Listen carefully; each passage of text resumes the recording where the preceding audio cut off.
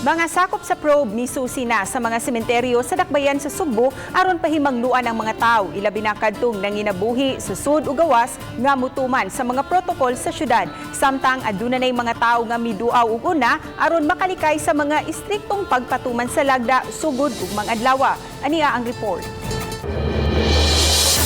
Ang Caritas Cemetery ang usa sa labing dako nga samang sa dakbayan Sugbo.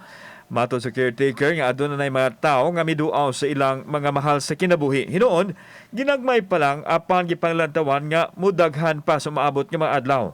Ang sitwasyon karon diri sa Caritas Cemetery mingaw pa apan ugmang adlaw sugod na usab nga istriktong ipatuman ang paglimit sa mga taong muduaw sa ilang mga mahal sa kinabuhi sa mga samang sa dakbayan sa Sugbo ug limitado sa bang oras sa ilahang pagpundo sa mga sementeryo.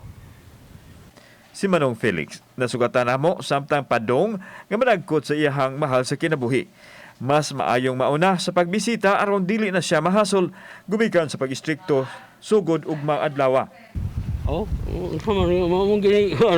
Likay lang ta.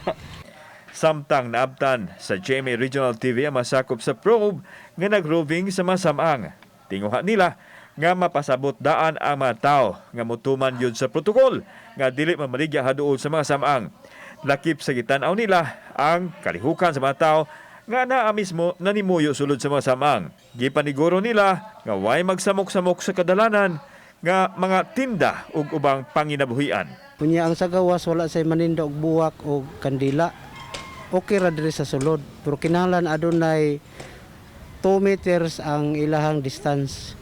Ya karon among naobserbahan ang dihara sa entrance murag nay nanubra nga lamisa among giwarningan nga ugma wala na ni. Wala na extension kay mag-clearing mi ugma. Nakita ra man gid usay ng obserbasyon nato nga way social distancing ang mga bata dinhi sa sulod.